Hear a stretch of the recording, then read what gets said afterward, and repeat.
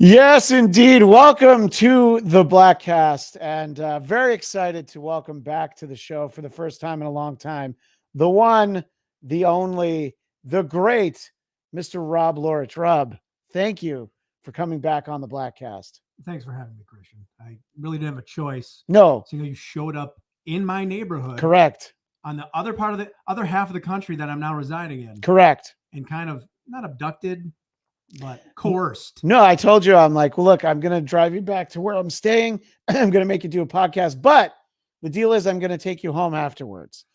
That's good. That's most abductions don't end like that. No. So I'm thankful. Yeah, right. Exactly. I mean, yeah, don't Google the toy box killer. This could go really bad if you were to follow in those footsteps. So people want to know, where have you been? People? Well, to the two people who probably care. Sam Whitfield would like to know. And probably Dominica Saxon also misses you. Matt and KC might as well. But I would say definitely Sam Whitfield wants to know where you've been. Sammy, every once in a while, I chat or whatever with Sam on Instagram. Sure. I'm still on Instagram. I don't do anything on Instagram, but I'm still on Instagram. Yeah, you'll comment. I haven't posted anything in like 5 years. You'll comment on posts that I make on Instagram, Yeah, and that's usually when I hear from you. I just kind of go like, and then I'm done with it. And it was like about a month ago, I posted, I had a pretty good burger in Seattle, and you were like, "You're in Seattle?" And you're like, "I'm in Milwaukee," and I'm like, "Don't worry, I'll be back." And here it is, I'm back. You are back. So let's back. Last time I did the show, previously on the Bladtcast, was 4 years ago. I don't know the last time. I know that everything got weird. Did we talk about Endgame? I'm trying to think of the last time we actually talked about the last thing did we talk about? I'm going to try to look it up while you talk. I'm going to try and figure it out. I think we did. Yeah. I think we did. Yeah. So how many years ago was that now? Endgame was 19. I have like so that 5 years. I have that COVID block where I don't remember everything. Just kind of it's how I've ended up in a situation where there's people that I've literally known for 20 years because there's like the 4 years that I didn't see them, and I'm like, oh shit, yeah. So probably around Endgame ish. I know we talked about Captain Marvel. I think that's the last movie. That and the second Spider-Man movie. Oh, I remember discussing. The Peter's Euro trip movie. Yeah, Far From Home. Yes. And that was probably the last thing I remember. Well, I worked. I've been traveling a lot. And then I moved 2 years ago, almost 2 years ago now. I moved from Wisconsin out to the West Coast. And now I live in Seattle. Which is not somewhere that I think most people would have expected you to end up. No, because when this was proposed, when was the show? When was Dennis doing his podcast? So Dennis's podcast ended in, I think technically the last episode was posted in January of 2021, but we recorded through December of 2020. So sometime in 2020. So, that's not, 4 years ago. That's not that far back. I'd mentioned to you that I said, yeah, there's a good chance I'm going to move out to Seattle. Dennis asked about me on the podcast. So I'm like, what's Laurich doing? Or something like that. And you go, he's moving out to Seattle. He goes, Laurich is moving to Seattle. Christ, it's going to be like Quint and Jaws out there. That's pretty accurate. That seems to be pretty spot on for my experience. As I tell my friends and family back home, all that shit you see on the internet, that's real. It's crazy out here. Nutty stuff going on. But it is what it is, and we don't know how long I'll be here. Right. There's other things in the works. Could be a little while, could be a long while. We don't know. But, we're not sure. So you've been here for about 2 years. About 2 years. Could be more, could be. Talk about your favorite place that you traveled to. You're telling me some amazing stories. I don't think I'd been on the Bladtcast since I went in. I'm a lifelong Japanophile. Yeah. By the way, you've helped us get a call from your friend Gene Simmons, but I don't know that you have been on for quite a while. That's true. Yeah. Gene Simmons has, because he's an attention of kissonline.com. He's like, I can't do this voice, but he sounds like that. But so in 2018, I finally said, you know what, I'm going to Japan. So I booked my trip, went by myself, stayed 2 weeks. And as I tell everyone, that was the most profound experience of my life. And I realized this is where I want to be. I think there's divine providence involved with me being obsessed with Japanese culture, that when I went there, I'm like, oh yeah, this is definitely where I want to be. Went back the following year, this time with my brother. and kind of followed the same trip. And then COVID hit because my plan was to go back every year until I could live there. And there's different avenues I may take to do that, to actually be a resident. But I couldn't go back because of COVID. And then this past year, a little over a year ago, they opened up again. The travel is wide open. And they actually had the biggest tourist year ever. Yeah, they tried to do the Olympics at a time where nobody could come there, right? Yeah. And then it was the 2020, was it the 2020 Olympics were actually held in 2021, yeah. But they'd already printed up all the merch. Reprinting stuff. No. Yeah. But, and it was cool when I went out in 2018, it was actually the last year of the Heisei era. And then when I went back the following year, was the first year of the Reiwa era. In Japan, they have eras which are tied to the emperor. Oh, so it's like Taylor Swift. Yeah. Okay. So if she was there, it'd be the Taylor era. But actually, it's not the emperor's name. It means, I forgot what like Reiwa means. They all mean something. I see. But like Showa was Emperor Hirohito's. So, and the reason you learn this is you're a Godzilla fan. So all the Showa era Godzilla films were during the Showa era. That was Emperor Hirohito. When his son took over, it was named Heisei. And now that emperor's son took over, and now they renamed it. The new era, I shouldn't say they renamed it, but the new era is Reiwa. Anywho, this year I'm finally going back in a couple of months. In the meantime, even though I've dallied with Japanese, learning the language by myself for over a decade, I finally got serious, and I have a Japanese teacher now that I do online. I believe you have a sensei. It is Saya Sensei. Saya Sensei. My apologies. So that we have lessons once a week through a really terrific app / website called iTalki, which anybody can learn on there, and anyone can teach on there. And they set their own prices and everything. It's extremely affordable considering if you were to get an in-person teacher, because I know a lot of people with money who, let's say they get foreign language teachers for their kids, they pay big bucks. They do, yeah. I'm gonna see what happens. Oh my God, that made it so much worse. All right, it was just worth a try. That was the Chinese gods. They knew I was about to criticize Mandarin lessons being overpriced. Hey, they're well worth it if your kids are actually learning Mandarin. That's right. I almost said Maryland. So I'm concentrating on learning language, and when I go this time, I'm going for 3 weeks because I don't work anymore. I quit my job when I moved out here. Yeah, and I only could go for 2 weeks because I had 2 weeks vacation. I'm like, wait a minute, I don't have to be back. I'm staying for 3 weeks because the yen is so low. How low can you go? How low can you go? It's something, I think right now it's about 150 yen to the US dollar. When I went in 1993, it was 250, I think. So it was not favorable when I was there. Yeah. So I'm taking advantage of that because the biggest price tag is your flight, and then lodging. And I use a wonderful app, which I'm not going to plug because they're not a sponsor. But I use a wonderful app. But they could be. They could be.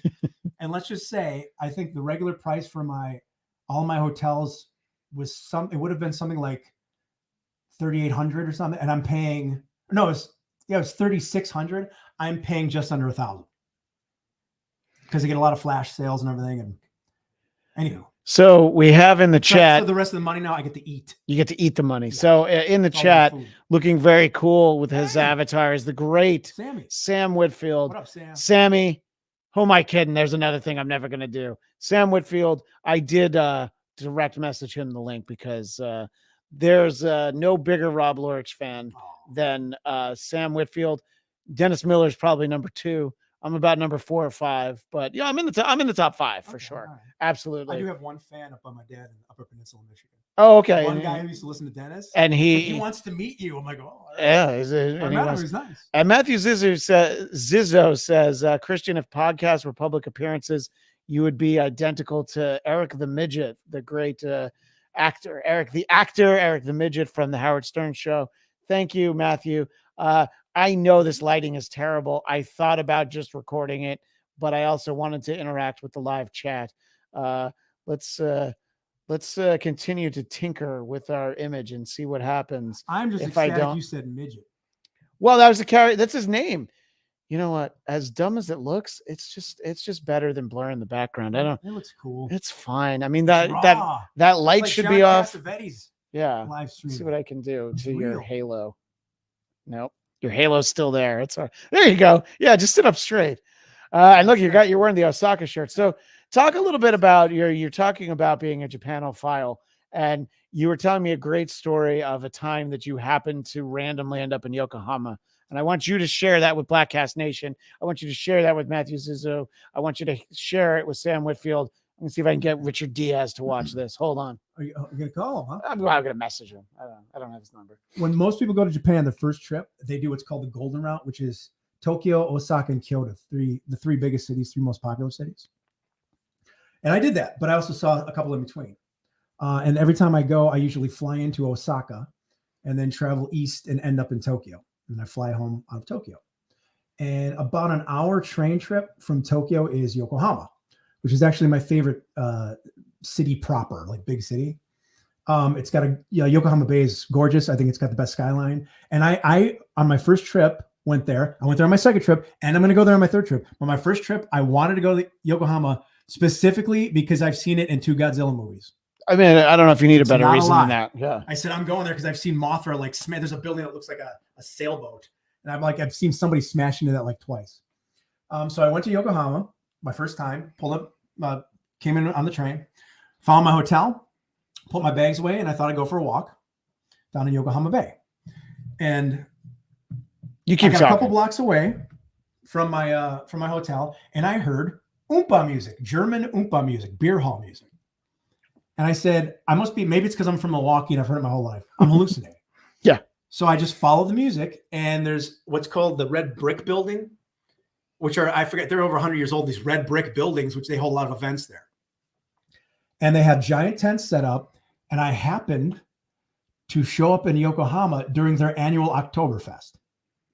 So, and I didn't even post my full Japanese trip. My first trip is the last time I put anything on Instagram. So if you see RJ photo pics, that's my Instagram thing. Yeah, we'll go take a look at it. But Matthew Zizzo wants to know: did you have the famous Osaka pancake deluxe? Now I realize that could be a joke, that could be an inside reference. I just don't know it. Okay, I don't know what that means, but I did have pancakes in Osaka, which was one of the best meals I've ever had in my life, ever. Because so-called Japanese pancakes are souffle pancakes, and like 2/3 of the pancake is egg whites. So they're light and fluffy and like shake. And it's really not, like my brother said, when I took him, he's like, this is a dessert. Because you get fresh whipped cream on them and preserves and everything. And it's fantastic. So if that's what you mean, yes. If it's something else, probably not. But let us know what it is so I want to be certain on that before I denounce it. Oh, where are you going? That's not you. No. What is it? Is it RJ's photo pics? RJS. Yeah. So like RJ's photo pics. Okay. Oh, PICK. That's what it is. Or PICS. All right. I see. We're trying. There he is. There he is. Oh, there you go. We're looking at pictures. Well, we're going to take a look in a moment. So Matthew Zizzo is, I'm here for this. Travel in Japan rule. I agree. I went to Japan when I was 17, and I was telling Rob, I visited my friend who went to high school there, and I went with a group of his friends. So there's 5 17-year-old Americans traipsing. One of them was very handsome, and we went to Tokyo Disney. We went to Tokyo Disneyland. The first Disney anything I ever went to was Tokyo Disneyland, and we realized pretty quickly that if we cut all the lines, no one would say anything to us because they were intimidated. So we were absolutely ugly Americans. And thank you, Matthew, for commenting on that. I'll find the name. It has noodles in its underground. All right. Well, Matthew, we're here for it. Cutting in line ties into my Yokohama story. So yeah. I went to Yokohama Oktoberfest, and there's like all the girls working there. The Japanese girls were wearing the German, I don't know what you call that, the Bierfrau bustier thing. Yeah. They're wearing German garb, and there's a couple guys in lederhosen. The highlight being, because Japanese people are very polite and very reserved. Very polite, very reserved. They say they're not friendly. And it's not that they're not friendly. They're very polite. But you don't when you're standing in line there, yeah, you don't strike up conversations with strangers. No. Even when they go to the bar, you talk with your friends you're there with. You don't meet other people. So it's odd in that regard. But the highlight was, as the night went on, people got they drank more beer and loosened up quite a bit and started dancing around. And I saw a German beer hall in Yokohama, Japan, full of Japanese people eating German food with chopsticks, doing the YMCA when the band played the YMCA. Yeah. I said, I'm never going to see this again. Yeah. As a gentleman with a Chinese wife, I do understand that sometimes Asians can. Here we go. They're all the same. No. The Asians. But I'm just going to Chinese, say, Japanese. you can always tell when you, as a gaijin, are more attractive to the Asian ladies because their faces turn red. The more that they drink. And in my wife's case, that's half a beer. The Asian blush? The Asian glow. Asian Yes. glow? Yes. It's real. I've seen it. I've tried to utilize it to my advantage with mixed results. And, while we're talking for our visual audience, I'm basically just scrolling through your Instagram. These are all from a few years ago. And see this? these are, yeah. So everybody, Tadaima. Yeah. So you can see, so that's what everybody's seeing right there. And I'm just kind of going through these pictures because our camera angle and the lighting is so shitty. And I'll show you where the Oktoberfest was. Okay. Well, we'll go right to there. And you let me know. I didn't even finish my trip. I just started posting and I think maybe my computer took a shit. Okay, wait, there we go. Oh my gosh. They were cute. And I was, Rob was telling me this story when we were at second dinner. from the left is my favorite. Yeah, I mean, I think that that's clearly apparent. She's the friendliest. She's actually showing her teeth, and her eyes are focused on you, the ugly American. And so, yeah, and you were telling me about this, and I believe I told you that this is what the Vikings would call Valhalla. It is. If you could live in Yokohama, where every day was Oktoberfest, what else would you need? I think the answer is nothing. Yeah, I mean, I'm born and bred Wisconsin, born in Milwaukee, so bratwurst and beer are in the blood. Sure. So there you go, Yokohama Oktoberfest. I was just checking on the chat, but they're hanging on your every word, Rob. That's the beer I had. That was a microbrew. Okay. This ties into the story. And that gal, she was really friendly to me. Yeah. She spoke English. Good for her. And the guy, I said, "Oh, this is really good beer." She said, "Well, he's the one who created it." So the guy in the glasses, it was his baby. So this guy created that beer. He created it. He was a microbrewer. Okay. Okay. Now advance. Go. There you go. Oh, she was a greeter. She was helping people with stuff. Hang on. It's all right. We got time. All right. So we'll go on. Okay. Now. Oh. You were telling me about one of these guys. Okay, that's the guy I was doing the impression of. So now I said, let's just it's 2024. Okay. I don't know that you were doing an impression of him. You were just talking about how he didn't speak English. Yeah. Well, I did an impression. So I sat down. Right. I'm sorry. I forgot who I was talking to. Okay, the fellow with the mustache. Yeah. Sat across me with the guy on his right, and then there was another guy, which, whoops, shit. All you see is his thumbs up. Is he not in the photo? No, just thumbs up. Oh shit. Okay. Yeah. I cut him out. That's because you saw me and it was such a bad angle. I looked ridiculous. So I cut me out of the picture because I was actually somebody was taking. So these gents from your Instagram. There's the gal who sold me the beer. Okay. And she would come up to the guy in the mustache. All right. And was very, very polite to him. Lean closer to the microphone. The guy, she would come up to the guy with the mustache and was very respectful to him. Of course. Okay. And then at one point I saw another guy come up who was working there, and he knelt in front of this guy and presented his business card. Now it's important that he knelt because just like when you go to a restaurant, they usually do a deep bow because they want to, even though they can't often do it literally, figuratively, in spirit, have their head lower than yours. Oh yeah, that's why when the emperor bows, it's like you can't even really see it. Like, yeah. All right. So the guy knelt in front of the guy with the mustache and gave him a card. Said okay, and he read it and thanks, and then went away. And that guy, so I'm sitting there drinking my beer, and it has the name of the microbrew on the glass. All the places did, and you can keep it for like $3 or whatever. Oh. You could just get a deposit. You could just stuff it in your pocket, which is what I would have done. You pay for it, and then if you don't return it. If you return it, you get a deposit back. Like okay, it's whatever. It's like a shopping cart at Aldi's. That was one of my souvenirs. So I'm sitting there, and the guy, and this is when it was still light out. I can't get the guy in the back. That guy's what we call a character. Exactly how I did the impression too, isn't he? You can imagine what he was doing. So the guy with the mustache looks up at me while I'm drinking. I'm trying to scroll the pictures when I'm laughing. Yeah. Okay. So the guy with the mustache looks up and he says, "You like that beer?" And I said, now granted, it's the only beer I had. But I said, this is the best beer here. Hey. And it was good. I did enjoy it. And did not lie. Not a big beer guy. I said, yeah, I think it's the best beer here. He goes, that's mine. I said, what? And the gal, the Yeah, gal who spoke enough English said, he's a high-level executive at Kirin Brewery. And Kirin is I don't know what you want to say, not absorbing, but they get these micro brewers that they put under their label and they can. Yeah, it's like what Coors does. Yeah, but same thing. yeah, and as we were talking about when we were at dinner, I have a group of friends who went to high school in Japan, and I learned a lot about Japanese beer from them. Kirin is the top of the beer pyramid, at least in terms of beers you can get here, and then the next one's Asahi, and then Sapporo. You might as well just drink water. Orion, or as they say, Orion. I don't know that one. You know what? I'll open up a group text with that crowd. All right. Matthew Zizzo follows up. So Okonomiyaki is the name of special pancake with noodles, pork, and more. Hiroshima, best one, but also in Osaka. That sounds amazing. Okonomiyaki, which I made last fall. Because I said, I'm going to make this. I had in Japan. Yeah, there's a kitchen right on the other side of that door. He's right. There's Osaka style and there's Hiroshima style. And my second trip to Japan, which was the first with my brother, was my first trip to Hiroshima. Right. And I said, well, I'm going to try, I've had Osaka style. I'm going to try Hiroshima style, which has more stuff in it. They have like noodles and stuff. It's basically a batter with shredded cabbage.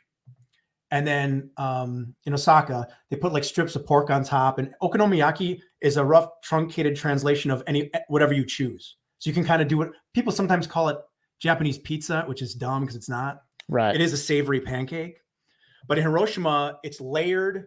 It's not mixed. It's layered. And one of the layers is noodles. And there's all this extra stuff in it. It's very heavy. So I wanted to try it in Hiroshima. And after walking all day, because when I was there with my brother, you're putting on minimum 10 miles a day walking. Well, that sounds like exercise, way that the world is. A lot of people say it's a little bit of an inside joke, but it's true. But in his defense, it was the hottest I've ever.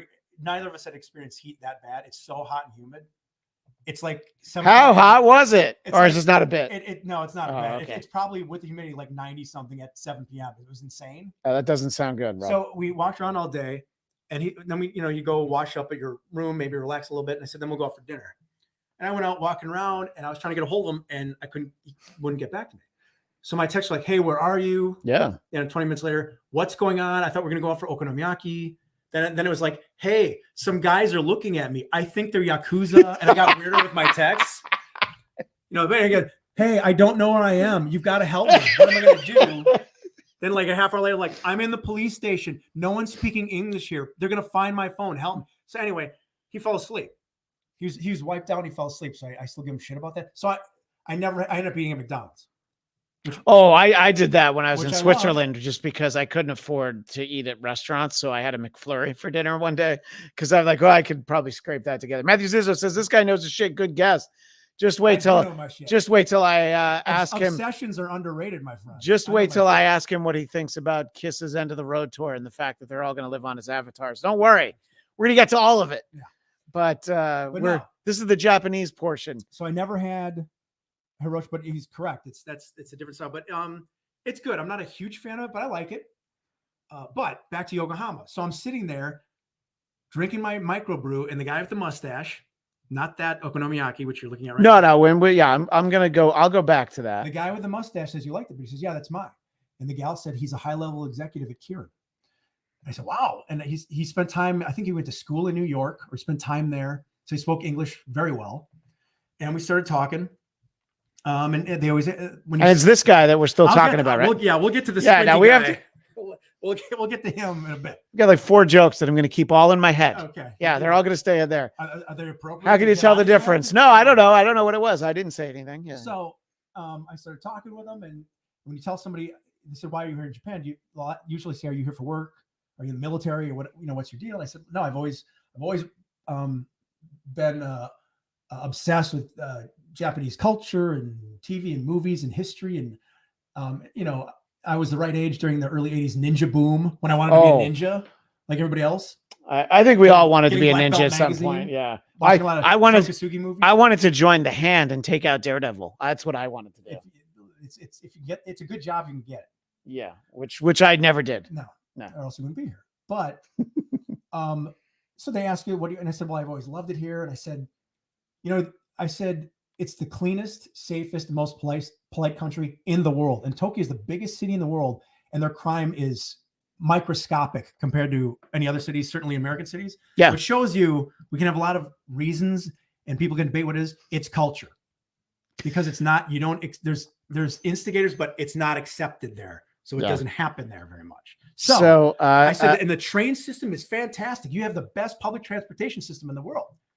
Now, the dude who's on his right, the whole evening was not him and there's another buddy across from him you can't see who is to my left. That's his, you can see his thumbs up. Those guys did not speak English. And the guy to my left, who you can't see, I actually started to Google Translate later on. Right. But this guy was not looking at me the whole night. He was pounding his beer. And every time the guy next to him would say something to me, or I'd say something to him, the guy holding the beer would mumble something and go, and then cackle. I'm like, is this motherfucker talking about me? It looked like something in a movie where the henchman was like, talking shit, and I couldn't understand it. But when I mentioned how much I love the train system, the mustache guy goes, well, that's his responsibility. He's one of the guys in charge of Yokohama's trains. Yeah. So he told him what I said. And then the guy was like, oh, he gave me the two-handed. They like to give you the two-handed handshake. And they bow like, oh, he said, thank you so much. He was, what did everyone knows? Thank you. They can say that. Yeah. But then he was very nice. So that was interesting. But I said, yeah, your trains are fantastic. And agreed. I mean, I it was literally, now 31 years ago that I was there, but it was amazing having, taken the New York subway system and having that as a comparison. That is very effective, but also not clean. The metro in Paris is clearly they were on some accidents. Who is that right there? Well, I know. Who is that? I got two comments to bring up. The first, Matthew Zizzo says, "You fellas are both my ninjas." He is talking in the parlance of the great Who Are These Broadcasters, Tuesdays at 2 p.m. Eastern, 11 a.m. Pacific. That might be a phrase that we use a lot. Yes, Matthew, you are my ninja. Also, every day, hit your knees, boys. Every day. Hit your knees, boys. Thank God that you're not me. Every day. Christian, and of course, every day at dinner. I did. Sam Whitfield is back. Just finished his own podcast. Sam, we could have simulcast. We could have done a whole thing. Why didn't everybody just get a podcast, right? Then it'll be chaos. Why don't you have a podcast? I know the answer. Your computer broke. Yeah, my computer broke, and I moved. I'm like, I'm not buying a new one. No. This is the only way I could get you on the Bladtcast. I had to come up with some cockamamie reason to be up in West Seattle and end up at a farmer's market, within a couple of block radius of your place. A block. Well, yeah. And, have cupcakes for breakfast with you and my sister. And that's how I get to catch up with the great Rob Laurich. They were good. And it was like, yes, and thank you for them. And we were like, great, we'll have dinner. And I'm like, great. And then you're going to do a podcast. And you're like, say what now? Like, what? What's a podcast? Oh, so mustache guy. So this is the guy who worked for Kieran. The Kieran guy. Yeah. So we're talking the guy with the beer is a train station guy. Now, keep going. See the guy with the little like macrame hat or whatever that is? Yeah. That dude was a micro brewer from Tokyo who's buddies with the Kieran executive. And he came down to Yokohama to visit. And he spoke English. I was talking to him a lot too. He was a really cool guy. And it's the same thing where when you tell people they're so proud of their culture. Oh, sure. And like here where the West decides it hates itself now. Everybody else doesn't. They're proud of their culture. And they don't, so he was, I tell him what I love this. And he goes, oh, thank you so much for loving Japan. Like they'll thank you for loving their country. Thank you for your dollars, which are surprisingly strong now. We appreciate that. And I taught him a couple phrases. Because you're talking, what do you like about Japan? I said like this, and I said, don't get me wrong, I love my country too, but I think in some ways Japan suits me better. In some ways, it just does. And I mentioned something about, I said, yeah, to me the ideal society would probably be somewhere a mix of Japan and American culture. And he said, I don't think the way he put it was actually quite cute. He said, I don't think Japanese are very good at creating things from zero. From zero. I'm thinking the housing app Zillow. I'm like, is this a slang for Godzilla? Yeah, we can't create anything from Zilla. I'm like, all right. Zero. He said, that was Ghidorah, an American release. He said, or Ghidorah. He said, I don't think Japanese aren't very good at creating things from zero, but we're good at developing. I said, yeah. I said, America is still the country people go to when they create something. I said, but the way I always said it is America is the best country at creating something, and Japan is the best country at perfecting it. And they do. They take something, and then, Henry Ford created the assembly line. Sure. Where everybody does a specific job. Japan perfected it, where everybody learns every job, so then they can move anywhere on the line. Right, so that anybody in the band can play any instrument. If the bass player falls, then the drummer can. And we, of course, invented McDonald's, but they perfected. What was that shrimp sandwich you were telling me about? My favorite thing on the menu, the Ebi Filet-O, which is a ground shrimp compressed into a patty, covered in a crispy panko. Think of it's like a fillet of fish, except it's shrimp and it has Big Mac sauce on it, and it is fantastic. What is it called? Ebi Filet-O. Okay. Ebi, EBI shrimp. EBI. Filet-O, like filet-o fish. I see. And we're gonna look for some images of it, so the kids can see it. And we're going to make it so the kids can see it. This seems to be like the most McDonald's-y looking. Oh no! Okay, that's on like a hash brown or something. Yeah, that's kind of what it looked like, right? But that's all right. We'll let people see it. We want everybody to know. Go back to the Oklahoma guy. Well, I wanted to show this for a second. I wanted everybody to see. Is this? That's pretty much what it looked like, right? It's a rice bun. Yeah. It's just like, any other fast food chain, just same in Japan. It ain't that thick. Yeah. Okay. That's like double the thickness. Yeah. You sound like me on my wedding night. Anyway, we'll be right back. Hey. And that's some new version of, but yeah. It's fantastic. I had one during a hurricane. Long story. Yeah. But which, by the way, led to me explaining to you that McDonald's in Cape Cod, they have lobster roll, and it tastes kind of the way you'd expect a McLobster roll to taste, but it's still worth trying for anybody that heads out there. I'm a sucker for anything, especially if it says like limited edition. Oh, which Japanese people are suckers for. Yeah, if anything's limited, like, I got to have it because it's limited.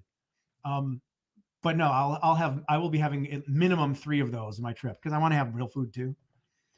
So I talked to Guy Knit Hat. We talked about that, and then we started talking about some cultural differences. And I mentioned there's a lot of tourists here. And he says, yeah, because they've been having a problem.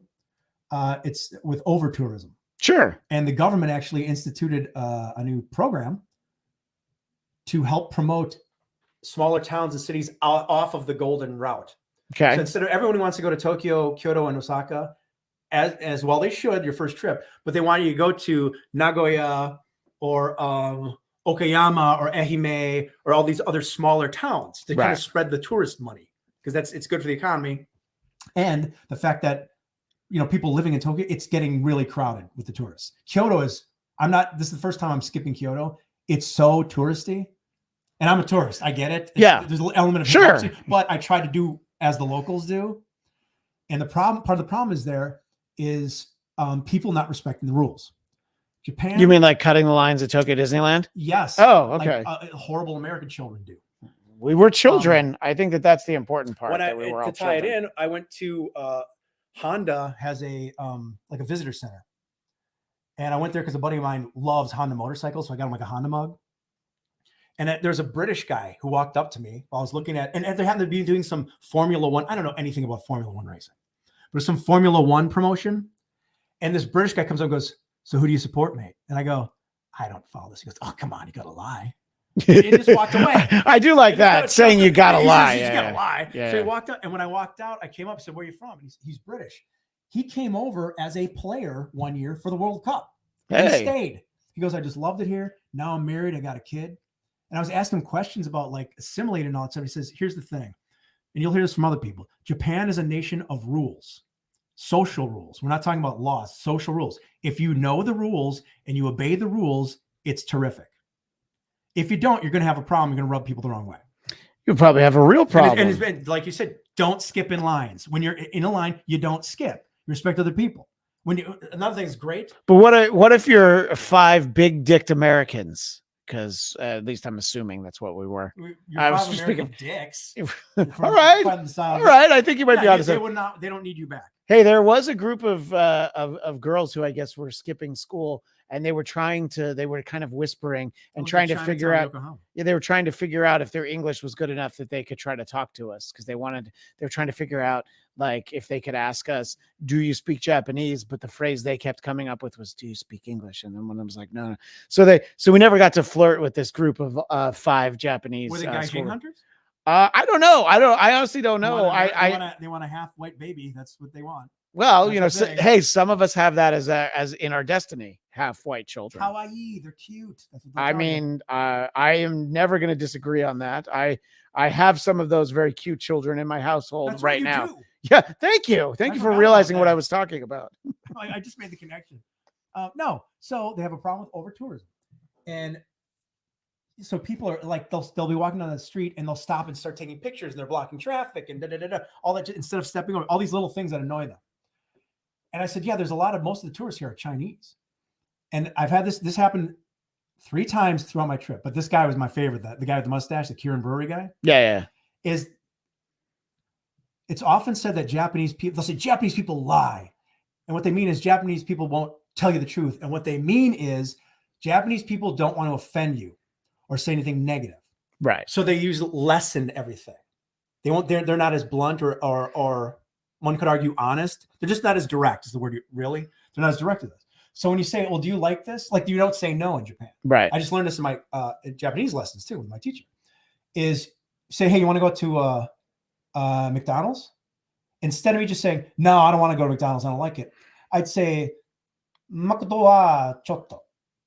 Now, chotto is a tricky word because people usually think it means small or a little, but use the way I use it means I don't really like McDonald's. Okay. So you're basically saying McDonald's, it's like saying McDonald's is a little, and you leave it open-ended. Yeah. Okay. So I was talking to these guys at the beer fest at Oktoberfest about tourists and Chinese. I said, there's a lot of Chinese people. I said, they seem to be, they don't really respect the rules, And the Kirin Brewery guy was just kind of smiling. He goes, oh, you don't like them? I said, no, I think they're rude. And I kind of like did some jokes about it. And he goes, I go, well, what do you think? And the guy goes, what do I really think? I hate them. Like a Bond villain. Yeah. He's just like, I hate them. I go, really? He goes, they're no, rude. Mr. Laurich, I expect you to die. Exactly. That's what it was like. He just started cackling. And he told his friends, and the beer guy laughed his ass off. The guy was laughing all night anyway, the train guy. He said, yeah, they're rude. They don't respect our rules. They're messy and da-da-da. That was Chinatown, Yokohama. That was where I ate there. I had the Chinese food. By the way, fun fact. There's no Chinese in Chinatown or Yokohama, I was told. No Chinese people? No, it's all Japanese people, pretty much. There's some, but for the most part, it's Japanese. All right. Now, as we scroll down RJ's photo pics, is this one you want to look at? Do you have something to say about this one? Oh, that was the Cup Noodles Museum, which is a blast. Oh, I do remember Cup Noodle. I mean, obviously we have them here. No, I didn't go to the museum, but you go there, and that was like towards the end, the hall with every product they've ever put out. I want the UFO. I don't even know what it is. You can get those in at your nearest Chinese or Japanese grocery store. You can get that in. All right, I'm going to head up to the 99 Ranch Market in Van Nuys. All right. It's very cool. It's interactive. It's great for kids. It's all about like creativity and stuff. And the owner, it's the guy who started Cup Noodles. That's the original instant ramen. He's the guy who actually invented that. He learned his process he created was boiling in oil the noodles, and it basically dries them out. And then you can rehydrate them with water. So there he is with Henry Ford, Albert Einstein, Babe Ruth, all the other Charlie Chaplin, all these geniuses. The museum put him in, just so you know where he ranks. Look, I just have to ask: is this Charlie Chaplin, or is he a guy who looks like him in a funny hat? I can't really tell. Jimmy Chaplin? No, that's Charlie Chaplin. Okay, that's actually Charlie. Well, that's Chaplin. not really him. It's a cardboard cutout. Oh, thank. Is that Da Vinci? I don't know who the guy with the sure. And Wright brothers, maybe. I think this comely lass in the middle, that must be what, like Lizzie Borden? Madame Curie. No, I think it's Lizzie Borden. Pretty sure. Madame Curie. What, Ann Curry from the Today Show? Yes, it's Ann Curry. Oh, she's half Japanese. It all makes sense. I think it all comes together. Is actually really cool. All right, so the great Eric Nagel of It's Eric Nagel on iHeartRadio. All those Italians in Chinatown. Hey. There goes the neighborhood. It's the opposite. Yeah, New York, the Chinese took over. And Eric knew what I was doing. It's Buster Keaton cosplaying as Charlie Chaplin. This is a perfect stream for Eric Nagel because it's late. And if I know him, he can't sleep. We're talking about a lot of Japanese adventures that Rob had, I don't know, 5 years ago. You've been on the show since then, I think. No. Maybe once, but we talked about movies.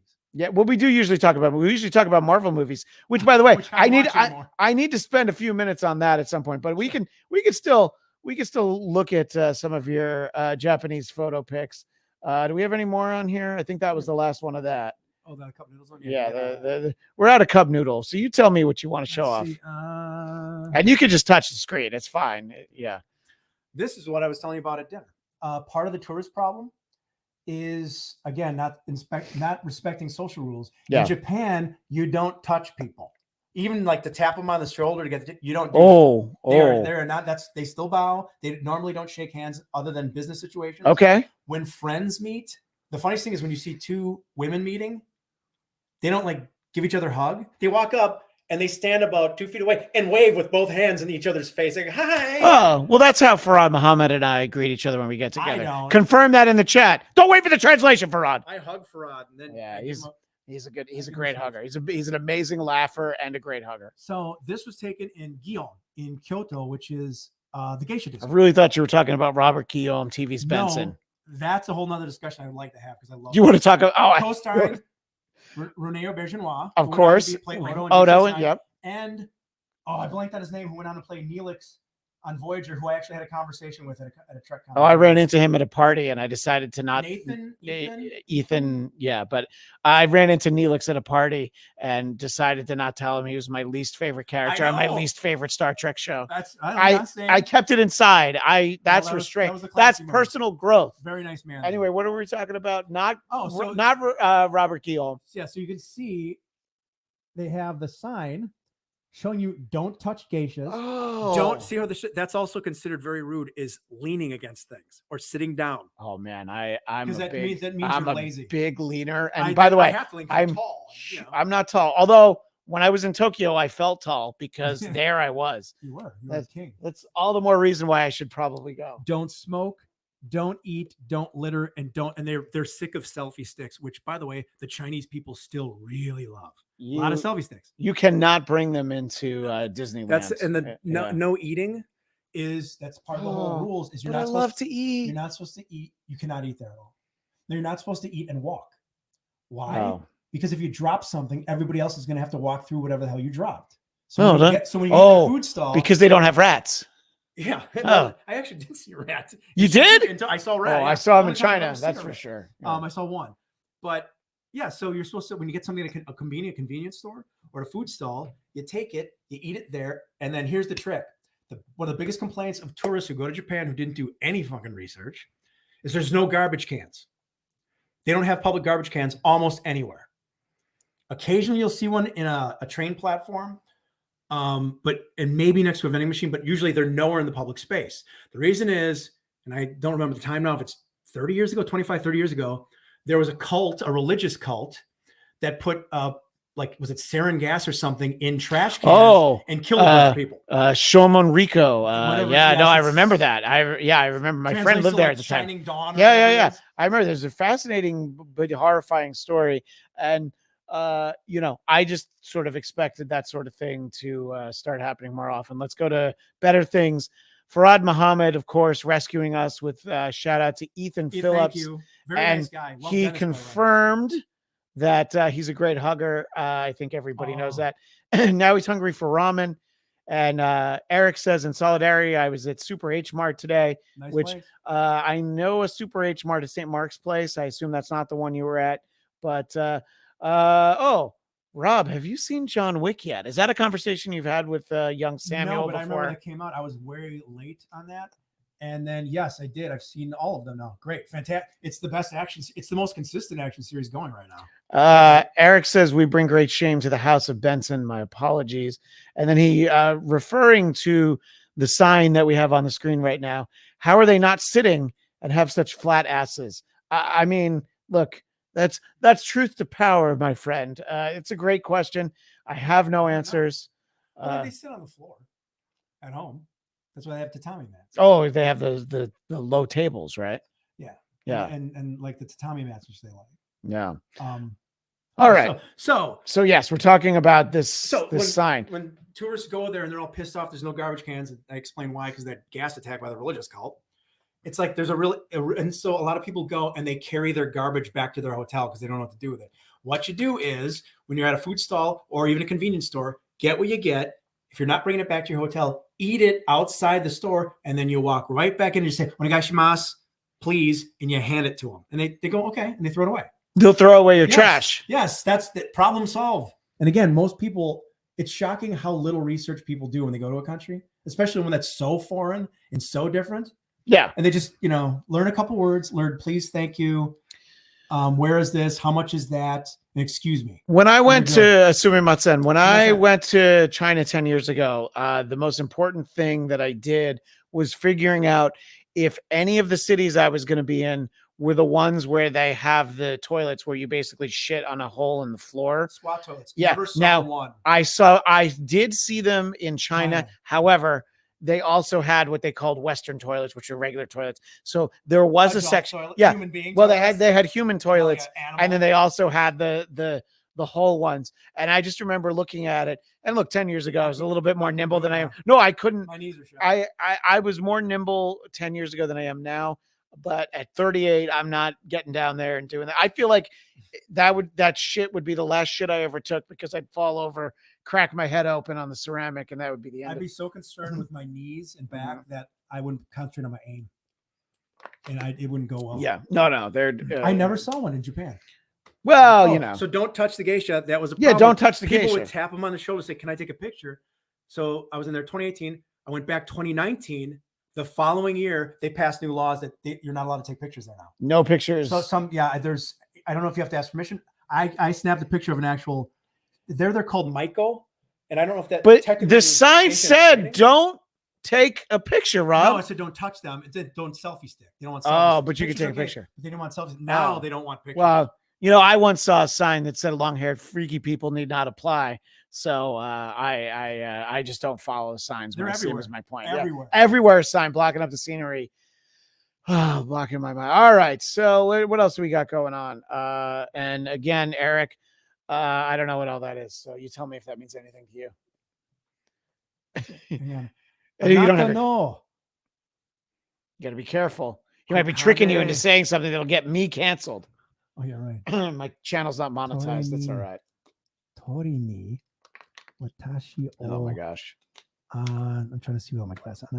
Shite kudasai. Anata no kokade. I don't know what kokade. Anata is my. He's talking about my something. My something. Yeah. Gokana. If I know Eric. Ni toilet. Yeah. Ni at the toilet or in the toilet. Watashi o anai shite kudasai. Please shit. Please put your shit in the toilet. I'm guessing. I don't know. If I know Eric Nagel, that's Japanese for tune into It's Eric Nagel Thursdays, I believe 8 p.m. Eastern. I believe 8 p.m. Eastern, but again, don't hold me to it. It's been a while. But he's not one of the guys in Japan. Is he? No. Please direct me to your expensive luxury toilets. Thank you. No, Eric's in Jersey, which is an exotic foreign land of a very different. The only word for expensive I know is takai. Oh no! Oh my! Hang on, takai. Yeah. Oh my! George Expensive sounds like what Brad calls him. We'll be right back. This is the problem. I know more than I think I know in Japanese, and I can't recall it quick enough. I'm still working on that. You got the slow recall. Well, I do like either a week, and after a week, it's better and I'm more comfortable, and I can start talking to people more. Then I won't shut up. I'm like, hey, I'm from America. Let's talk. I try not to do that. But. Yeah, no, that's all right. Well, let's beautiful women I've ever seen too. Let's hit one more fun fact about Japan. Is there something that you want to look for on your Instagram? RJ's photo pics. I fed monkeys in Arashiyama, Nara, the land of deer, where I'm going to be staying for 3 days. Oh, when you're around Kyoto, especially in particular, you'll see a lot of people wearing kimono. 99% are tourists. They're not Japanese women. So interesting. Don't assume because you see an Asian person in a kimono, they're probably Chinese tourists. And they encourage that, by the way. They realize that so-called cultural appropriation is more often not a good thing. It brings cultures together because they're proud of it. They're experiencing it. And they love that when you come and dress up like in a kimono. Well, Iraq wants to go to Japan so bad. I don't blame you. I want to take the bullet train and see those cherry blossom forests. All sounds great. Get in contact with me and I can help you save a couple $1,000. Thousands of bucks. I'm saving something like $2,600. Wow. All right. Using Are you the, going to pretend to be an English teacher where you just I could. you just work on pronunciation? I heard that that's a scam. Well, yeah. Well, it's not a scam, but when people go over there to become an English teacher, especially when they're young, they're really just there for pronunciation. Right. Is they have a Japanese teacher teaching the Japanese students in the English class, and they want a native speaker there to basically read things so they can hear what it's supposed to sound like. Okay. So that's what that is. You could also, there's also, are they called Kaiwas? English schools, which are private schools, which most of the stories I've heard of those are horrible. Yeah. That the people go there and they said, you get paid. The school doesn't give a shit if anybody learns anything. They basically, people come there and they're like, yeah, just tell them what you want to tell them. And they're not really concerned with people learning. So your next trip is soon, right? I'm going to be flying out May 9th. All right. You lose a day. Yeah, you sure do. I'll arrive in Osaka May 10th, and I will be leaving from Tokyo to come back to Seattle June 1st. Oh, so that's 3 full weeks, like you said. Yep. And I think that's the way to do it. Yeah. More than anything, my son wants to go to Australia. And it's like, one, there's the money, but two, we really got to carve out the time. You know what I mean? It's I don't know if that's really what if we have at no time in a calendar year can my wife and I say like, yes, we can definitely guarantee that we have 3 weeks clear, which I think is says more about us. I think we should be able to do that, but it's still a chunk of time. Yeah, there's nothing great about it. I do want to shift gears and talk about something very important that you and I have not really had a. It's not what you see because the audience isn't seeing this yet. But what I do want to get to is something that'll be, some illustration for our lovely, delightful audience there. I think it's something that we have to talk about, which factors into Kiss's end of the road tour, which started in, I believe, 2017. And my understanding is that you went at some point on the tour, but not the final go round, right? I've seen Kiss on 2 different farewell tours. Well, you saw them in the 2001. I saw them. Well, that's 2002. No, was that still the? I was like 98, 99 or whatever. No, it was 2000 was the farewell tour. Was that 2000? 98 was the Psycho Circus tour. It was just we're losing all the people who are interested in hearing us talk about Japan, but that's all right. Look, the Kiss Army is strong. Okay, I can talk for hours about Japan. I can also talk for hours about Kiss. Yes, I saw them on their online.com. Their original farewell tour, whatever it was called. Yeah. At Marcus Amphitheater in Milwaukee, Wisconsin, which is no longer there. I saw that show at the Meadows. It's not called that anymore, but in Connecticut. And of all the times I saw Kiss, it's the only time I saw 4 of them. And far and away, it is the worst Kiss show I ever saw. Same here. And I'd seen them the first time on the reunion tour, which was my favorite because that was like magical. And it was some childhood dream come true. I'm like, I can't believe I'm seeing Kiss. Yeah, the forbidden fruit of my childhood. But then, seeing the band for the first time. Yeah, and that's when Ace and Peter were like, they got him back in shape. They put on a great show. Then I saw him for the Psycho Circus tour. Fun. Mostly the same show with some, check out the 3D. They had that was their thing. They did have that. Yeah. Ready for some 3D. And Paul would go, you ready for some 3D? And I said, people! Yeah, people! I know some of you out here like the taste of alcohol. And Eric Nagel points out most of the Kiss Army is in hospice. Eric, I wish you were wrong, but you're really not. Yeah, facts is facts. The reunion tour was the best. Psycho Circus was good.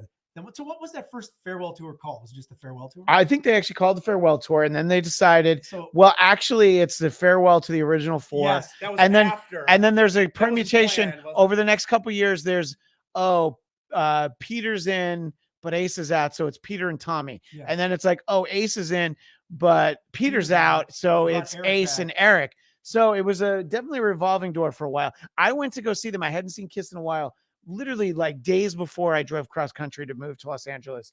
I went with my friend Laura to Jones Beach, 2003, tour with Aerosmith. I was a good half hour into the show before I realized I'm like, oh, that guy's not Ace Frehley. My seats weren't good. Let's be honest. They call say hello to Tommy. And I'm like, who the fuck is Tom? Who the fuck is Tom? Well, if you ask Ace, Tommy is a roadie. So yeah. No, that farewell tour, like you said, was the worst show. The worst show. One of the highlights of the show, I always thought, was when they play Love Gun. And this harness. I'm gonna come out there and see you. I'm like, well, I started as one of you. I still feel like it.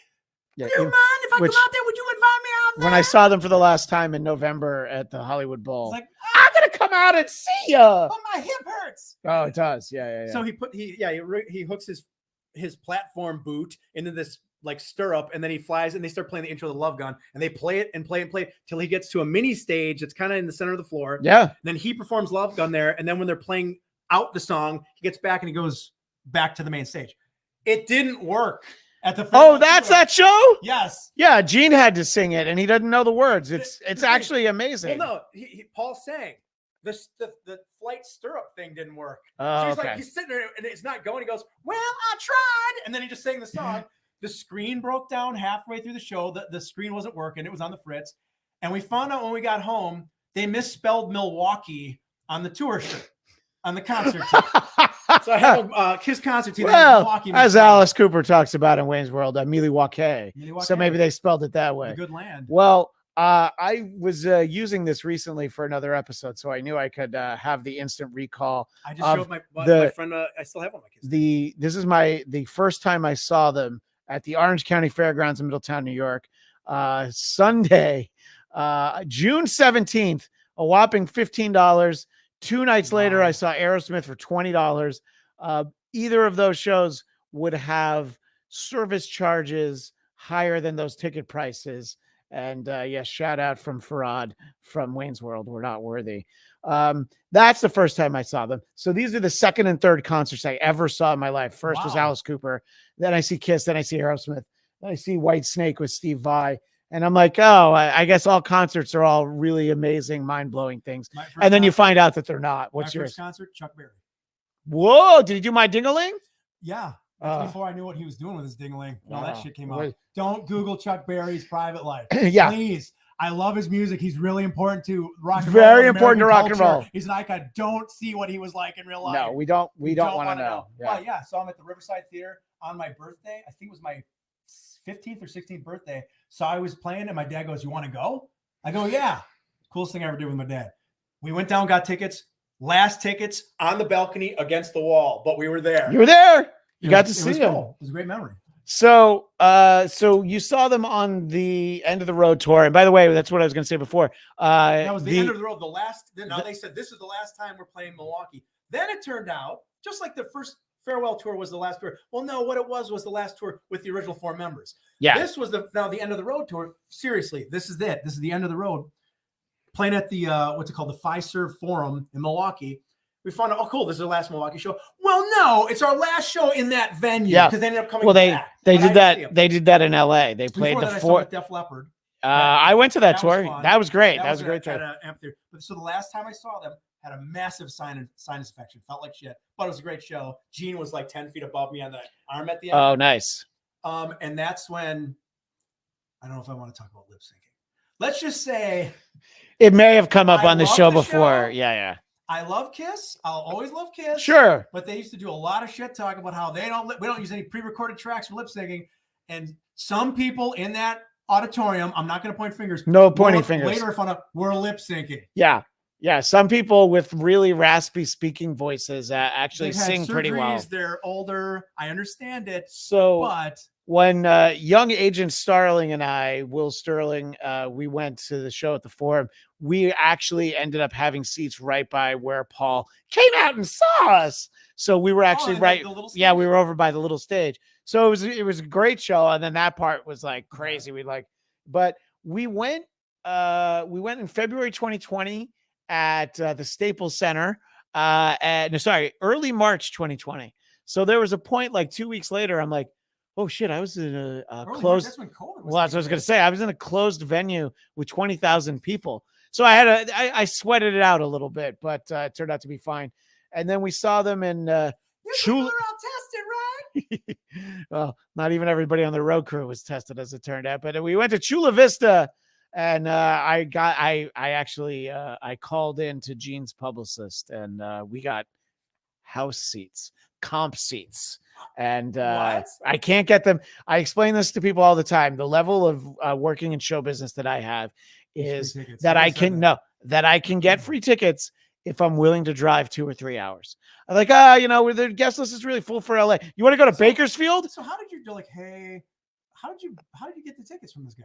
Well, it's a lady, of course, and I booked Jean for Dennis's shows over the years, and so I knew, I knew her, and and it was just like there was like a conversation before the pandemic of like, oh yeah, and then I follow up like 2 years later. I'm like, hey, remember? And she's like, sure. Do you want to go to Chula Vista? And I did. We went. It was great. To see me live. But where would I have bought tickets if I hadn't gotten them for free? Where would I have gone? I get everything I need, and you can get everything you need at kissonline.com. But what if I need the doctor? Who would I call if I called out the doctor? Oh yeah. Well, all right. Calling Dr. Love. Yeah. So and then I don't know. We went a few more times, but we finally went for the last time at the Hollywood Bowl. My wife, Will's wife, we all went together. And it was like, I'm like, I don't care what they do again. This is the last time I'm going to see them. And then at the final show, this is what it's all coming around to. At their actual final show, they announced the New York show, Madison Square Garden. Yeah. Which at one point in my life, I thought about like, oh my God, when they play that final show, I'm going to fly there. But then they did the same tour, the same exact set list for 5 years. I'm like, I don't need to see it again. There's a criticism, quick tangent. Yeah. Of how in Paul's book, which I still haven't read. I haven't read it yet. Did I get it for you? Did I get it? No, I have. Oh, okay. I got it before you met him and did the show. They said he shits on like Peter couldn't play anything. Problem is, Ace and Peter couldn't only play the same like 15 songs. They're like, you guys went 30 years more playing basically the same 15 songs. Yeah, exactly. But you added like Lick It Up, I Love It Loud, War Machine. And one time when I saw them, tears are falling. Oh, really? Yeah, for real. Yeah, but and we're showing our audience, we're showing them the Avatar, and then they kind of promise that like the Avatar is going to look better. Now, do you know what is the plan with these?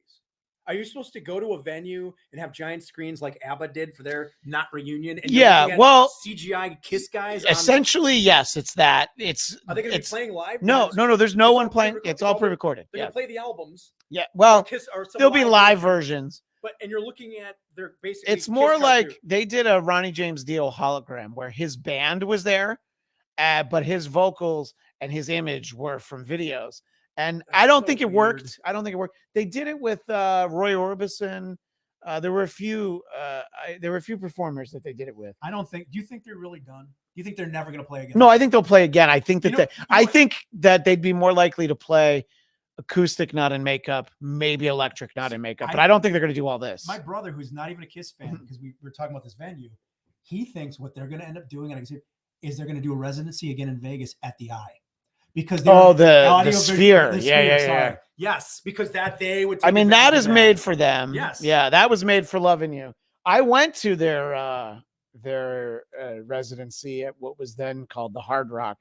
It was great. It's like, I don't know, 5,000 person venue.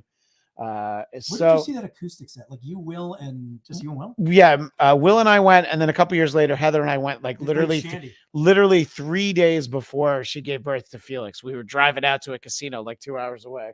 Wow. But it was great, and seeing them play those songs acoustic, it's great. It's like laid back, it's fun. But I'm not really that interested in there. And even Farad, not really a member of the Kiss Army, by the way, but he agrees that the Sphere would be perfect for Kiss. Exactly. And Sam Whitfield said Gene didn't know the words talking about Love Gun because he was busy messing around with women not named Shen and Tweed. That has been a problem through the years. Farad was in Vegas and he saw the Sphere in person. I've seen it from the outside. I've never been in. I've talked to people who spent way too much money to see U2, but it is apparently just amazing. If you go on a night that there's not a concert, you have to spend like $50, but you can see like an hour movie that Darren Aronofsky makes. I watched an hour of the YouTube show, that debut show. Yeah. That somebody recorded on their cell phone and put on YouTube. Okay. So it's cool. I mean, it's. I bet it looks cooler in person, but the scope of the thing is wild. How big it is. You just see images just keep going and going and going. Yeah. No, I'm just catching up on making sure that there's. I got to ask you something. I've never asked you this. What is your favorite? 10.5 inches. I've asked you that. Now you have asked me that. I just like hearing it. Yeah. What is your favorite Kiss album and what is your least favorite? Well, it's tough because least favorite is probably Carnival of Souls. It just kind of has to be. That's the only one I still don't That's have the it. grunge one. I know. I never. Yeah, I've listened to it, but I don't know. Because they didn't remaster it. I was getting all remasters. Okay, not counting that one. You're not counting that one. Okay, let's go. Here we'll do this. Favorite, least favorite, makeup era. Okay. Favorite, least favorite, non-makeup. Makeup era, I'll go back and forth. And probably I think I'm going to settle on Destroyer, but my heart wants to say Rock and Roll Over. But I feel like Destroyer is just like the peak. That's the zenith. It's all like a very gradual downhill. It's the album. Yeah, it's the album. And then for non-makeup, well, what's okay. Well, no, let me do favorite. Yeah. So, and song-wise, Asylum is probably the best non-makeup. Really? Like you think about the songs on it. But I think I listen to Revenge the most, so to just be, and then I would say worst non-makeup, if you're not letting me pick Carnival of Souls, the grunge album, I'd probably say Animalize, even though it was the first one I had. Gene was so checked out. And it's really just, and he was doing movies. He was in movies with Tom Selleck. And for makeup albums, do I get to pick the Peter Criss solo album, or does it have to be all? What? Well, no, okay, not that. We all know how those rank. That's pretty much set in stone. No, people will disagree though. Some will tell you Paul's better than Ace's. No, I go Ace, Paul, Gene, Peter. Yeah, but if you're gonna make the case, you can put Paul and Ace. You can argue that. It'd be all right. Yeah, it's not crazy. So least favorite makeup non-solo album. I don't hate Unmasked. See, that's my easy go-to is Unmasked. I know, but it's think recorded horribly. It sounds bad. Yeah, there's a lot of keys in it. You know what? It can't be Dynasty. So I love Dynasty. Yeah. No, it is Unmasked. I'll tell you what it's not is Music from the Elder, because there are like 4 amazing songs on there. Not I am just a boy. Not that one. Not that one. No. But still, that's a great sounding album. Yeah. That's the first one with Eric Carr, isn't it? That is the first album with Eric Carr. He toured Australia for Unmasked. So all right, this is what everybody's tuning in for. Rob Laurich just pick favorite Kiss makeup album, favorite Kiss non-makeup album. Go. Okay. So what do you got? I'm going to start. Favorite non-makeup album is probably. Woo! Yep, that's it. Is it Crazy Nights? No. Oh. It's not. Crazy Nights and Asylum are the 2 that I actually listen to the least. Yeah. The visuals. So I can't really. The visuals of the album covers are the worst. Well, Asylum's turn. It just looks shitty. It looks cheap, like cheap 80s. It sounds like it's. Well, and I think that's why it gets a bad rap, because the songs are actually very good on that. No, I'm a huge fan of Hot in the Shade. That was the first one I bought as a new album. That's obviously the first tour I saw. And Unholy. However, Hot in the Shade has at least 4 songs too many. It's got like 17 songs on it. They sound like demos. So that's just where I'm at. That's my go-to. But I really honestly, I don't listen to a lot of the non-makeup stuff. I mean, that's the stuff. That's the stuff I fell in love with. Was the that's such an ugly 80s. Well, people can't see it yet, so I'm going to share it with them. Because look, even people that are still tuned in for some reason, they're still listening, they're still watching, even if they're not Kiss fans. But I do want to show off the Asylum album cover for those who maybe don't know it. This is not at all indicative of the songs on there. All Night, King of the Mountain, Tears Are Falling. Those are great songs. This is an awful album cover by every metric. This is an unbelievably terrible. So it's very much of its era. So are you picking this as your least favorite? Because I think it has amazing songs on it. I can't see. I have that and Crazy Nights. I just don't listen to a lot. Okay, so it's got to be one of those. I probably. I don't want to say because I don't know. I'm not going to pick one. It'd probably be a song. I don't know. All right. Or Crazy Nights. It's going to be one of those 2. As far as so that's least favorite. Then the favorite and least favorite makeup. The least favorite is Unmasked easily. And the thing is, I'll still listen to it, but I'm like, you could. It's creatively, they're just not happening on that album. It's like a lot of bad pop rock music. Shandy. It's not the worst song in the world. No, it's a great power. It's a great power pop ballad. I love that song. I'm just not a fan of it. Favorite makeup album? Destroyer was the album as a kid. Of It scared course. the shit out of me. My cousin once. Yeah. This is my introduction to Kiss. I had some cousins that said, "You never heard of Kiss?" And I was probably 5. Yeah. They said they wear makeup, and in my head, I pictured guys wearing lipstick. So they wear. You pictured the New York Dolls. This is what they told me. They said they dress up in suits and wear makeup. And I remember in my head, I still remember picturing guys in white tuxedos wearing lipstick. Because something that probably Donny Osmond looked like that on TV. There's some 70s thing going on. Yeah. That's what I imagined. But another cousin of mine came down from up north, stayed with us in Milwaukee for a couple of days, went and bought Destroyer, came back, locked me in my brother's bedroom with him, and played the album. So I'm hearing like all the beginning of God and Thunder and all that scary shit, even the car crash in the beginning of Detroit Rock City, it scared the shit out of me. But then I had to keep going back listening to it. Yeah, no, it's terrifying. Because it was like, ooh, this is like the forbidden fruit. Kissers, they're so evil and all that stuff. So, you're drawn to that as a kid. No, and I've talked about this before on the show. I've talked about it with musicians, which somebody I know says that I'm very well suited for interviewing musicians. So whoever said that, thank you much. Whoever that is. The first time that I ever really got to see Kiss, they were featured on an episode of the PBS show 321 Contact, which our video audience is seeing, of course, with no audio, because I don't want any of those copyright strikes on my channel. I was terrified of the concept of Kiss because there's the fire, there's the explosions. I don't think you see the blood in this. Okay. Oh, you're right. But I've like rewatched this and I'm like, oh yeah, I definitely remember. And they're talking about stage lights and putting out the smoke and all that. But are you guys interviewed in the band or just all text? No, it's the road crew. Sam Whitfield, Creatures is my favorite. Creatures is amazing. Creatures is a phenomenal album. Now their run, and I love everything through Dynasty. I like all of those. You're not counting the solo albums. No. Okay. I don't listen to Peters at all. I listen to a couple Gene's. Gene's isn't horrible. It's just weird. When you wish upon a star. What does he have? Yeah. It's super creepy, but it's great. Explains why it's very heartfelt. What is it? How would Gene explain that? When you used to watch how would Gene explain that? And I saw those Disney films, Walt Disney, and Jiminy Cricket in Pinocchio sings "When You Wish Upon a Star." I realized my dreams could come true here. Also, go to kissonline.com. Exactly. Yeah, so it meant something. That's fine. Ace's album is great. Paul's album is great. Ace's album is the only solo album that had an actual hit on it, which is New York Groove. Yeah. But Peters, I don't listen to. No. But I love all those early albums. Destroyer was the thing. And then especially that vein of Destroyer, Rock Roll Over, Love Gun, and Dynasty.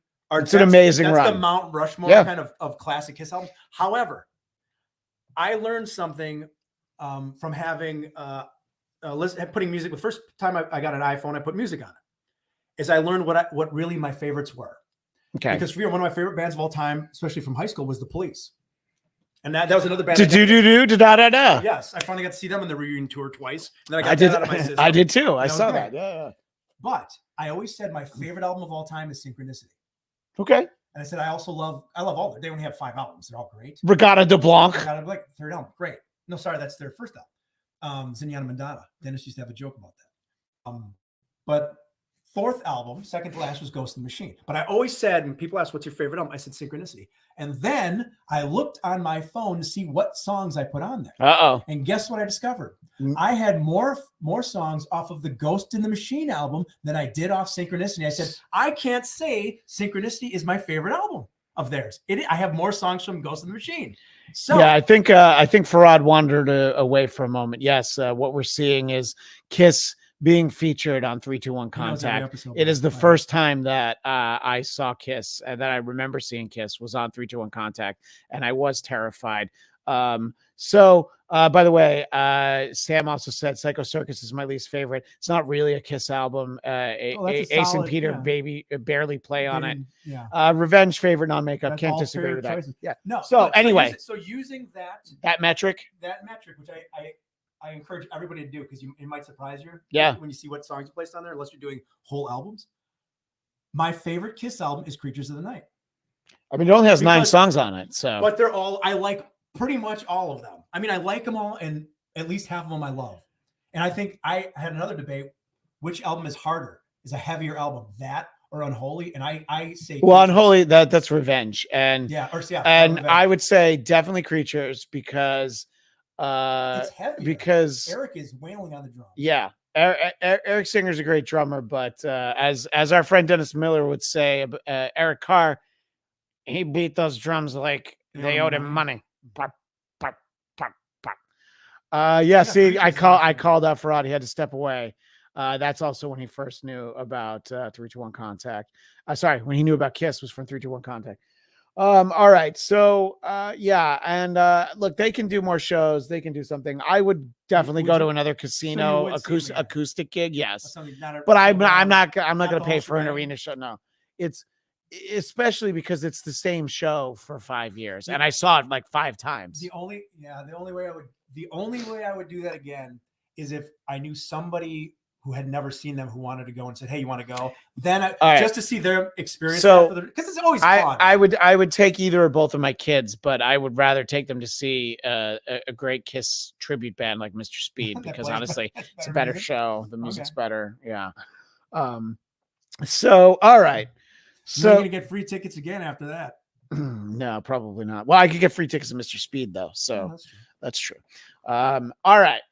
So we've talked about Japan. We've talked about being in Seattle. Kiss. We've talked about kissonline.com. Thank you. Yes. Kissonline.com.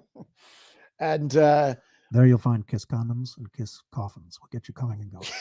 I'm so glad you said that. Yeah, when I met up with you the other day, I sent those pictures to Dennis and I told him that Rob says hi and it reminds you to go to kissonline.com. This was in an email, but yes. All right. So now Sam is stepping over to the police. You go ahead and Ghost is my favorite Police album. They just released an extended version. Dennis is one of the few people who gets away with calling Sting Gordon to my face. Gordo. Carvey had a great bit about was it Carvey? Somebody had a bit about the day that like he comes in and he's like, no, you guys got to call me Sting now. What? Fuck you, Gordon. I don't know. That might not be Carvey. That's it. I know. Yeah, but it's a great bit. Whoever has it. All right. So one of the things that we usually have talked to Rob Laurich about typically is Marvel comics and usually Marvel movies. Now, have you tapped out and you don't see any of them anymore? Do you wait for them to end up on Disney Plus? Where are you at with the Marvel Cinematic Universe? I did tap out. The final, I was missing some. I didn't see Eternals in the theater. I watched that on Disney Plus. Yeah. I didn't see the second Black Panther. I still haven't Wakanda Forever. Yeah. With Aztec Namor. That's why I'm like, yeah, this is getting to now. That's goofy to me. Yeah. But he had the wings on his feet. Did he? Kind of. Yeah. And then he have like a freaking something through his nose, like a nose ring or something. Yeah, but that's just because he's punk rock. That's ridiculous. He's like the guy on the bus in Star Trek 4. Hashtag not my name or. By the way, if I look for that hashtag, I guarantee it was out there. Yeah. But the last one I saw in the theater then was Doctor Strange and the Multiverse of Madness, and me and my brother hated it. I thought it was a mess. Yeah, that's right. You did mention that to me. I said they don't care about stories. They don't care about the characters. All they care about is teeing up the next product. And who's at the end credits for the next thing? Well, I remember I told you that our buddy Will Sterling walked out of that movie. And I think he saw Spider-Man after that, but he's also largely out. So I don't count Spider-Man because I love what was the last one? No Way Home. Wait. Yeah, because Far From Home. Homecoming, Far From Home, No Way Home. I think I actually like that better than Avengers Endgame. Yeah, it's tough to quantify, but that was amazing. But I saw that like 3 times in the theater, and I don't usually go and see movies that many times. And I hadn't done that in years where I turned my phone and I just went, "This is awesome!" Like in the middle of the movie, I go, "This is awesome!" It was so good, very well written. They got their multiverse, yayas out, but it was heartfelt. I loved it. And you know this. I hated the Amazing Spider-Man movies. And I know you did. And to be fair, I thought Andrew Garfield's Spider-Man was great. I hated the Peter Parker. And I forgot. I remember that you said that. But see, I loved the scenes with like he was an emo skateboarder with Peter and Gwen in those movies. I thought those scenes were the best. No Way Home made me appreciate those movies. And a lot of people, I've heard A lot say of people feel She that said, way. now I Yeah. give a shit Yeah. about those. Now they're valid to me. Yeah. I thought that was great, but I don't see any of these. I don't watch the TV shows anymore. I think the last TV show I watched was Moon Knight, which I thought was okay. It was okay. Yeah. Oscar Isaacs is great. He's good. He's good in everything. Yeah. But they're starting to just feel kind of repetitive. Yeah. Haven't watched Loki season 2. That was good. Haven't Secret watched- Invasion is one of the worst Didn't watch- wastes of time Ever? ever. I just It's talked to even Chris Claremont when I was talking to him earlier today. He tapped out after the third one. He couldn't do it. It's really bad.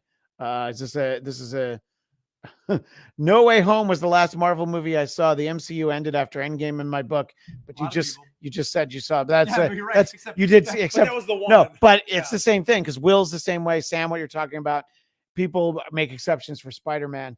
and still will. And some of them have I don't know. I mean, to me, like Thor Love and Thunder, a lot of people hate it, and I'm like, what do you want from a fourth Thor Yeah, I movie? didn't see that. It's a classic Thor adventure. It's fun.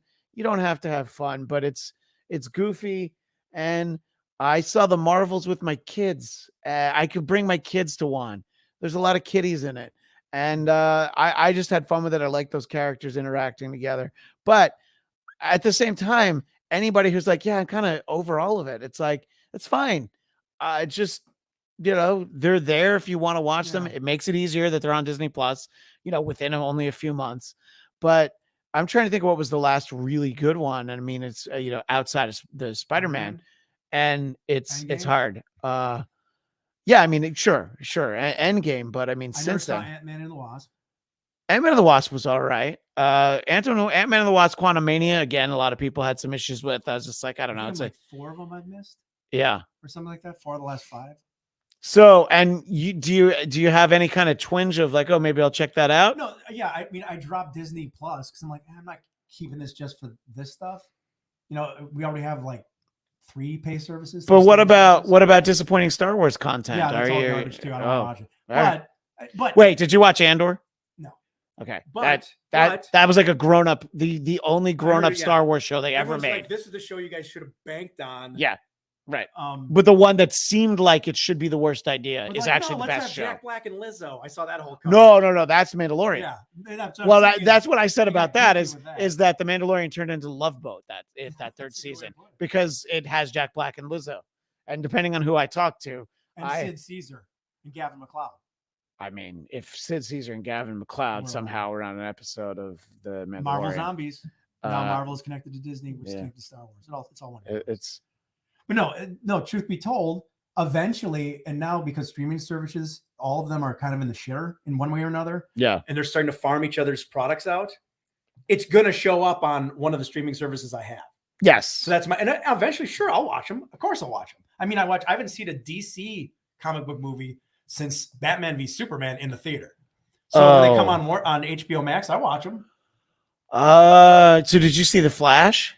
When it came on HBO Max. What did you think of The Flash? I didn't- Because that's a very divisive I movie. didn't hate it. Yeah, I thought it was didn't- fun. I think the CGI looks Oh, like shit. the CGI with the babies in the beginning. Yeah. That was And Ezra that was like Miller, that was like 1995 Babylon Yeah. 5 level the- CGI. The yeah. biggest complaint I heard, which I agree with, is Ezra Miller's Flash is annoying.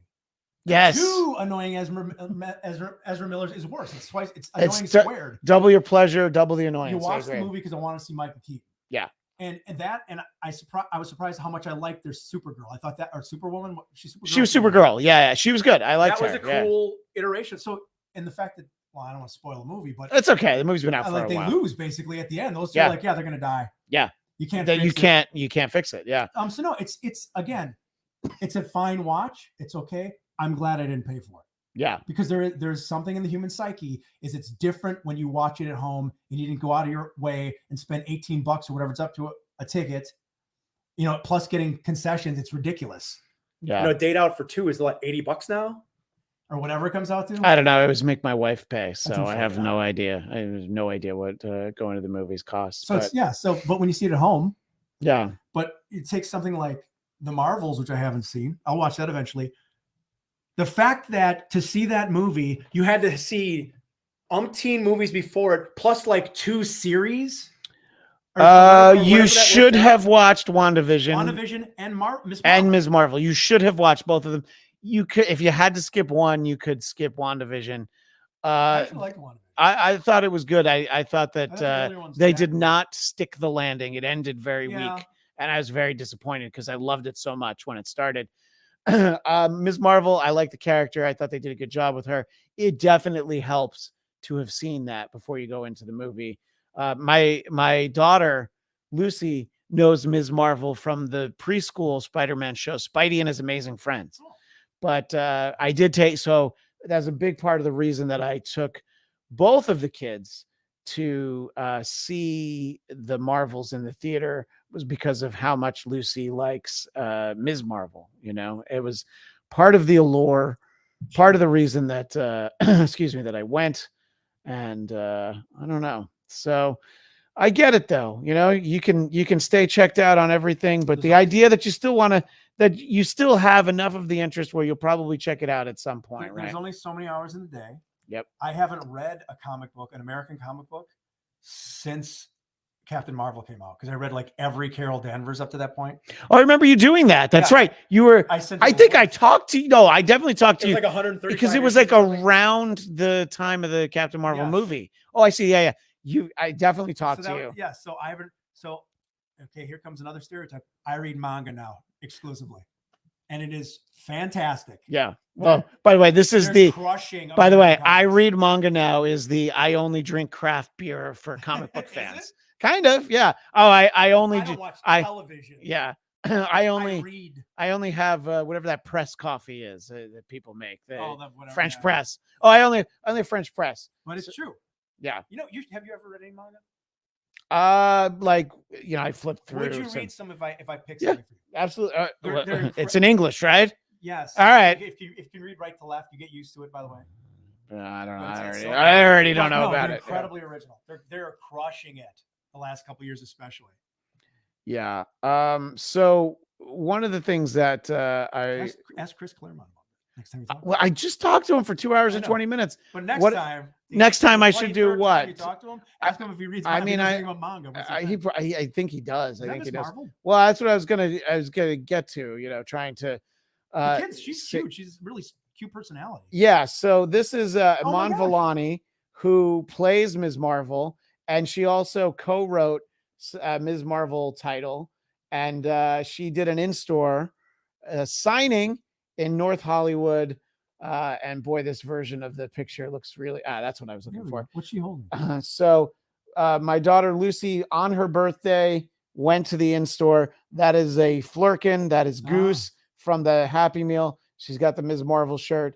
And Iman Vellani, who plays Kamala Khan, thought Lucy was adorable. Asked Lucy what was your favorite part of the movie. Lucy said the kitties. She said me too. And it was great. We waited for way too long on Lucy's birthday, but it was just a comic book shop in North Hollywood, not far from where we live. Yeah, I had gotten. Still buy comics? I occasionally buy comics. I will buy, if people that I know, like a guy that I know, a friend of a friend, he has a comic for Dark Horse called Minor Threats that he co-writes with Patton Oswalt. So I get that. When the great Chris Claremont has something new, I will always pick it up, partially so that I can interview him for the Bladtcast or other comparable shows. And he does have, I was telling you earlier, he has this series that I'm going to show to our audience in a moment. Usually the person I'm trying to show stuff to isn't over my shoulder, just being like, oh, is this the thing we're going to see? Yes. So this is Madripoor Nights, which continues the storyline from Uncanny X-Men 268 with Wolverine and Black Widow and Captain America. And so far, one issue in, it's been great. And so I'll buy stuff like that when it comes out. And then sometimes it'll be like an impulse buy. There was a cover. I still haven't read it, but Carol Danvers, Captain Marvel, and Rom the Space Knight. And I'm like, wait, did Marvel get back the license to Rom the Space Knight? I still don't know. because I haven't read the I comic. But I wanted was so that excited. toy so bad when I was a kid. I never even saw the toys. I only knew I him as a remember comic the toy, book. but Yeah. and then you see it and realize, oh, it really doesn't do anything. Oh, it doesn't do anything. Yeah, it was like the Spider-Man toy they had, where his arm was stuck at a right angle, and you could put a little propeller thing on it. Yeah. The Mego toy, or you're talking about a different No, one? it was a different. It was like a hard plastic, like flying spider. I don't know if he actually flew, but he had like a little whirly propeller on top. But his hand was stuck at a right angle. Yeah. So you can't do much with other than fly. Well, Rob, we've said it all. Or at least we've said enough. We've said it all, and we've done half of it. We've said too much. We haven't said enough.